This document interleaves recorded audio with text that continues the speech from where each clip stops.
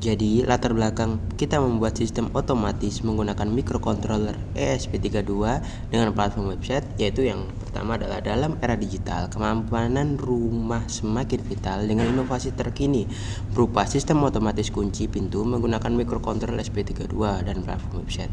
Gabungan kecerdasan buatan dan keamanan fisik membuat sistem responsif terhadap ancaman dengan adanya integrasi website untuk pengawasan jarak jauh dan kendali penuh. Konsepnya menciptakan solusi cerdas dengan pemantauan terbaik, respon cepat, dan kemampuan tindakan seketika. Potensial digunakan di rumah untuk tujuan komersil untuk meningkatkan keamanan dan kenyamanan sehari-hari. Di dalam sistem kita memiliki desain sistem yang pertama itu adalah pusat utama dari otak cerdasnya itu adalah ESP32, kemudian kita memiliki input dan outputnya. Jadi di input sendiri terdapat website yaitu sebagai pusat controlling kita, yang sebagai pusat pemasukan sandi, API, dan yang lain-lain. Dalam website itu sendiri kita memberikan algoritma dalamnya untuk login, kemudian decisionnya itu kita menggunakan Fuzzy Mamdani. Dari website itu sendiri kita akan memberikan datanya untuk membuat API HTTP postnya itu menggunakan internet. Kita hosting, kemudian kita membuat API HTTP postnya, kita kirim ke ESP32. Ketika website memberikan respon bahwa pintu terbuka, maka solenoid door lock akan terbuka. Kemudian alur dari program kita yang pertama dulu, pastikan sistem kita harus menyala terlebih dahulu. Kemudian kita masuk ke dalam website. Kemudian kita inputkan sandi door lock, dan di sini kita akan cek dulu hasil yang kita inputkan menggunakan decision. Jadi kita cek kondisi sandi. Ketika kondisinya itu true atau dapat dikatakan benar, maka sistem dapat masuk ke menu utama website.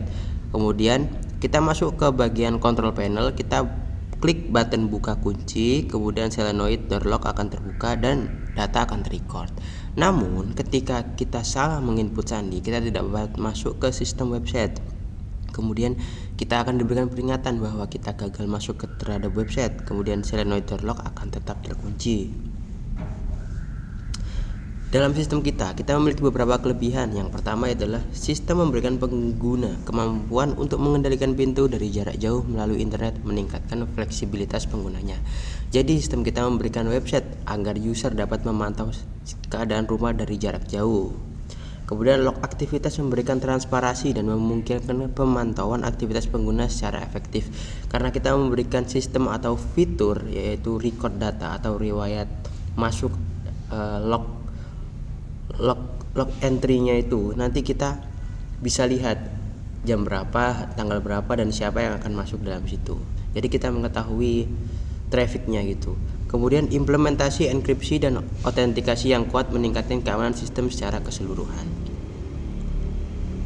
Di balik kelebihannya, kita memiliki beberapa kekurangan yang perlu kita perbaiki. Jadi pada sistem kita memerlukan perhatian khusus terhadap potensi serangan cyber seperti brute force yang dapat membahayakan keamanan sistem kita. Karena kita kontrol utamanya adalah di bagian website, potensi ini sangat berpengaruh seperti hacking, kemudian attacking dari sistem kita itu sangat berpengaruh. Kemudian sistem memerlukan koneksi internet yang stabil untuk berfungsi, dan gangguan dapat mempengaruhi kinerja sistem.